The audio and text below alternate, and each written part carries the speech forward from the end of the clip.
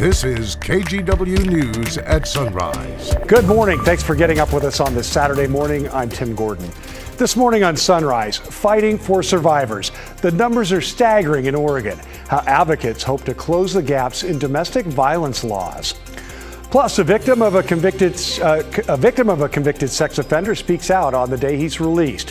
What she's saying this weekend. But before we get to all that, it is frigid outside this morning. Yeah. Check in with Rod Hill for the forecast. So by a couple of degrees so far, it's the coldest morning of the fall season out at the airport. Here are the current numbers. Look at Pearson Airfield up in Vancouver, 22, same 22 out in Hillsborough. Looks like that's the coldest on this particular map, 27 in downtown Portland, 25 in Salem. We are clear except for areas of fog. PDX was down to 25, now has bounced back up to 29, so maybe 25 will end up being the low. The record for today's date, by the way, 7. That was on a December morning back in 1964. All right, so here's our day moving forward. Not a bad Saturday. Away from the gorge, winds will be light. Well, mostly sunny skies moving into the noon hour, but after the cold start, we won't warm up a ton. 38 at noon. I think we'll just get up to 40 or 41 for a high temperature. Of course, your 7-day forecast coming up shortly. Tim? All right, thanks a lot, Rod. Well, it may be cold, but the city of Portland and Multnomah County officials say temperatures have not met the threshold to open severe weather shelters.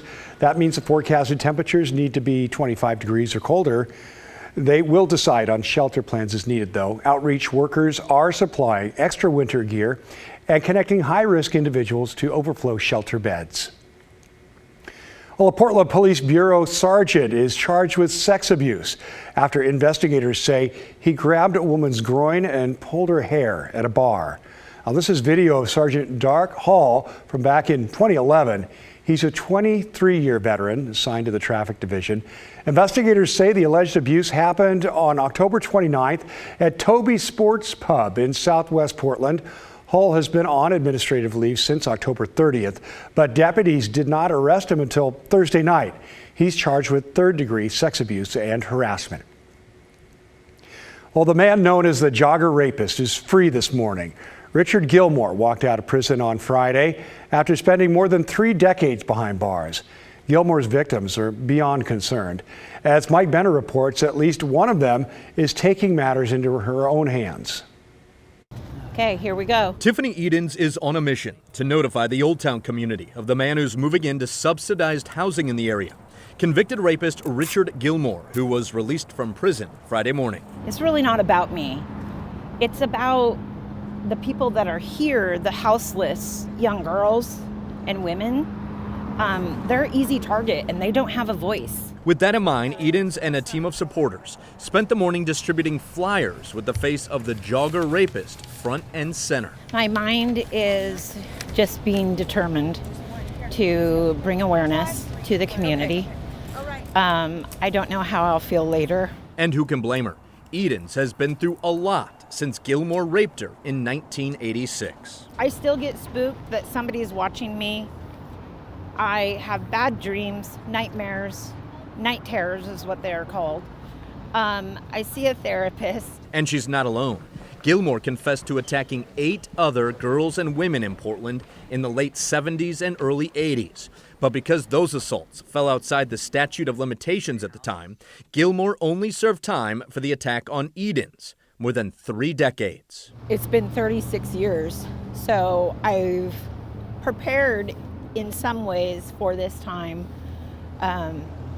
But it's really here. So you can imagine that it's very surreal for me and the other victims. Edens' friends recognize her anxiety, and that's why they helped her spread the word about Gilmore's release. As somebody that's gone through similar things, I just think that it's right to bring awareness to people that are unaware. Like, these people they have no notice, you know what I mean? They have no notice at all. No notice at all because the state classified Gilmore as a level 1 sex offender, the lowest of the 3 risk levels for sex offenders. Edens and others believe that's a mistake. They believe Gilmore is capable of reoffending, and they want the community to be aware, especially those living on the streets of Old Town. They're already broken. Who would listen to them or even miss them if they were killed or raped? Mike Benner for KGW News. In Vancouver, a homeowner shot and killed a man who broke into their home. This was late Thursday night in the area of Northeast 157th and 28th. Police say the burglar broke in through a second-story window. They used a parked car to boost themselves up there.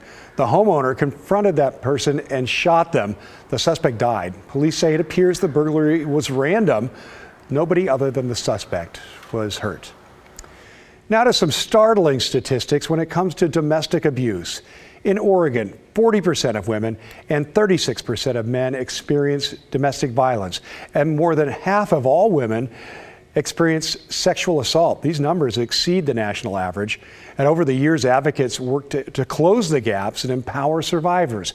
But there's still a long way to go. Alma McCarty looks at plans to strengthen laws in the new year.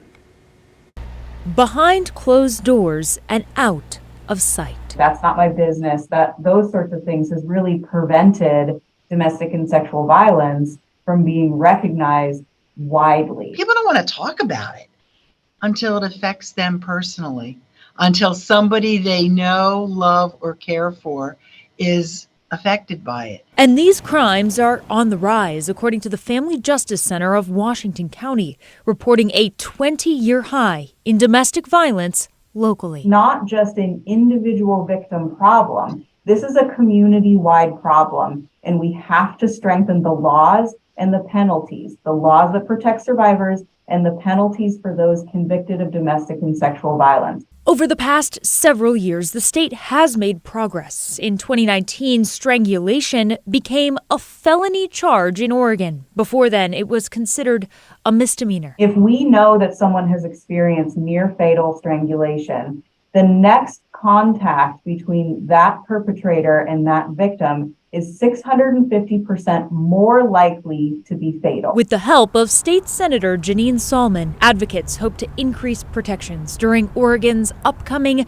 2023 legislative session. I grew up in a home where domestic violence was present. Senator Salmon said they'll focus on a couple of issues. First, she hopes to make fixes to Senate Bill 48, a new law that deals with pretrial release. It moved Oregon away from a bail-based system to instead consider a suspect's potential threat to the community. Domestic violence and strangulation was not something that was looked in a risk assessment. We see that, and we know that something has to be changed. Senator Salmon explains there's also a legislative concept relating to spousal support or alimony. It would allow a court to consider evidence of abuse when they determine the amount of spousal support that someone will get. Lastly, the Family Justice Center here requested lawmakers add strangulation exams to be covered by the state's Crime Victims Compensation Fund. Right now, survivors foot the bill for these exams. Advocates believe this work can help end the cycles of abuse. The landscape for survivors and their families needs to change in Oregon. Now, there are resources out there and available now, and people to get survivors connected to all of them. For emergencies, of course, call 911. The National Domestic Violence Hotline is 1-800-799-7233. You can also text 88788. We'll have more resources on KGW.com. Well, still to come on Sunrise, an effort to get more affordable housing into Washington. We'll look at details on the $4 billion plan that's gaining more support.